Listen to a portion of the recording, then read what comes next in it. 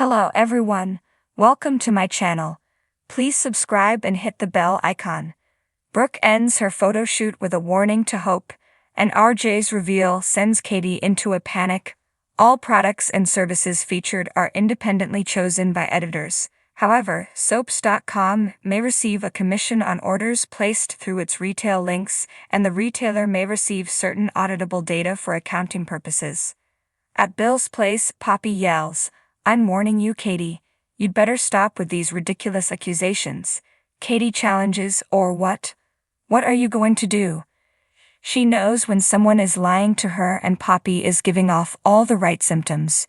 She recaps all of the coincidence surrounding Tom Starr and demands to know if she had a relationship with the man or had anything to do with the deaths. Katie doesn't know Poppy's true nature, so she could be a killer. Luna comes in and guesses there's some sort of misunderstanding. Poppy says she heard Katie quite clearly. "She had the nerve to barge into our home, uninvited, and accuse me of murder." Luna tells Katie her mom is kind and gentle. "You really think she would kill someone?" Poppy says she accused her of being responsible for both deaths at Il Giardino. Luna tells Katie how inappropriate this is, and insists her mom wouldn't even let her kill a spider.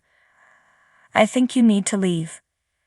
Katie tells Poppy this isn't over. "I'm going to find out the truth."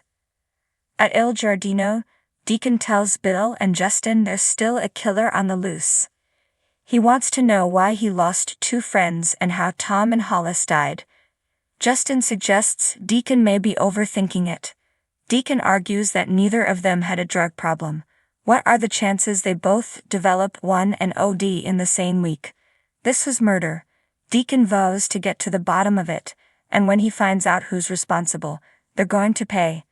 Backstage at Forrester, Zenda joins Ridge, Brooke, Steffi, Finn, and Hope for the Brooke's bedroom photo shoot. Steffi whispers to Finn that she still can't believe Brooke is coming to Monte Carlo. She wishes she'd just stay home. Across the room, Hope whispers to Brooke that she can't believe Steffi is going to Monte Carlo. It could be a romantic getaway for Ridge and Brooke, but three's a crowd. Brooke nods. Ridge gives Zenda instructions and Brooke emerges from behind some curtains in lingerie. She gets on the bed as Zenda says, "Let's do it." He snaps photos as Brooke poses seductively. Ridge and Hope beam, and at one point, Ridge adjusts Brooke's necklace and kisses her. As the photo shoot continues, Brooke dons a peachy-hued outfit and poses as Zenda snaps away and the others watch. Steffi tells Ridge, "You could change your mind." Ridge says she's gorgeous. Why would they go with fine when they can have great with Brooke? He walks off and Hope walks over to ask what Steffi thinks. Steffi doesn't think Brooke should be front and center or go to Monte Carlo. Hope argues that the trip is for Brooke's bedroom. Besides, it's going to turn into a romantic getaway for her mother and Ridge. Does she really want to be in the middle? Steffi walks off. At Il Giardino, Bill tells Justin if he was in Deacon's position, he'd be pretty worked up too. He tells his right-hand man he's going home to Poppy and Luna. Just marvels at him finally getting himself a daughter and hopes she brings out the best in him. At Bill's place, Luna can't believe Katie walked in there and accused her mother of murder.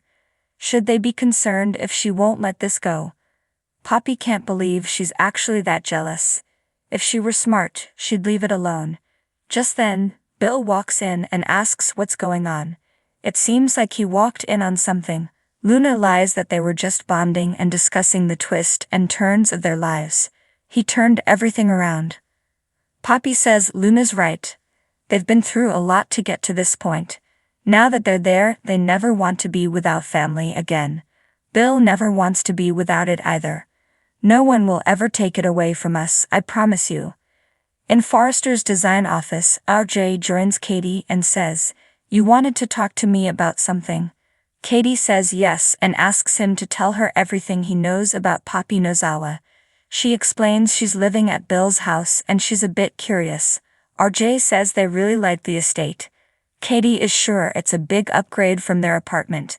She tells her nephew she has some serious concerns about Luna's mother.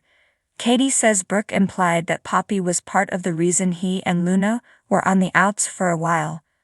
RJ says it was just a misunderstanding. Katie tells him if he has any secrets about that woman, she needs to know. RJ says it's not his place to tell. Katie guesses whatever Poppy did was damaging. RJ cites that yes, it was bad. Katie pleads with him to tell her because this woman is living in Bill's house, my son's father. RJ says Poppy accidentally drugged Luna. Katie gulps, drug it. RJ says it turned out badly for him and Luna. When he mentions the special mints, Katie hollers, Bill has moved a drug addict into his house. RJ says she claims that she stopped taking them. You're not completely wrong about Poppy. She's a very nice person, she just has a dark side. He asks her to keep them between us. Katie thanks him for telling her.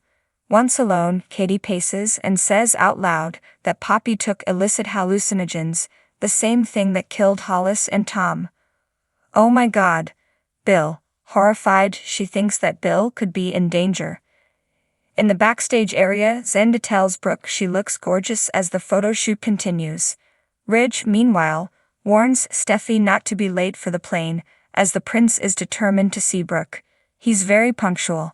Steffi tells him to worry about Brooke, who leaves her packing to the very last minute.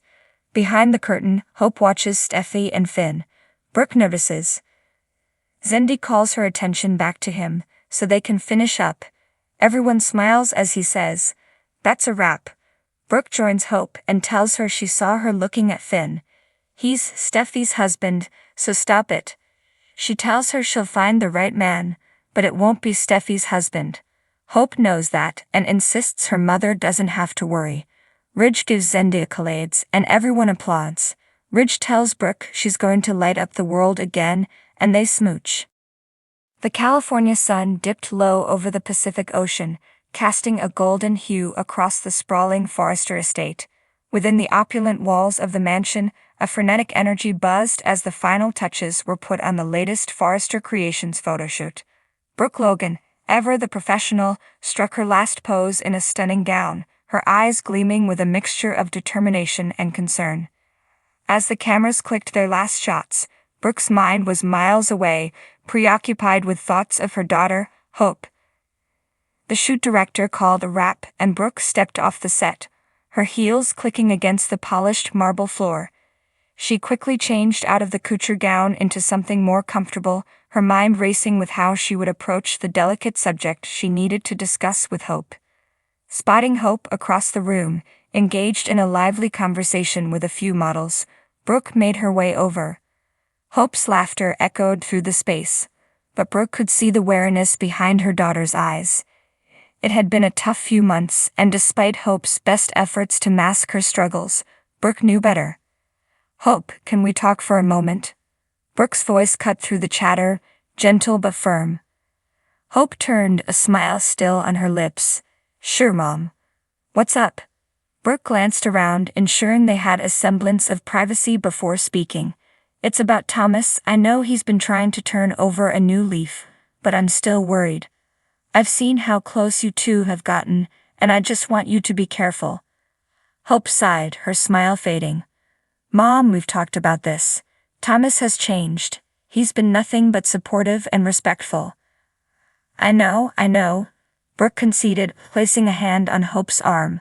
"But sometimes people don't change as much as we'd like to believe. Just keep your eyes open, okay?" Hope nodded, though her expression was one of frustration. "I will, Mom.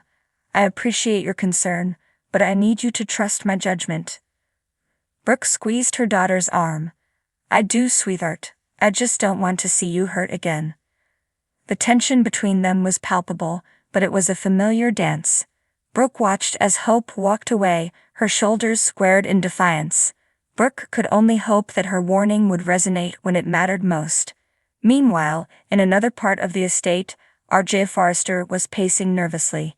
He had stumbled upon a piece of information that he knew would send shockwaves through his family, particularly Katie. His heart raced as he rehearsed how he would break the news.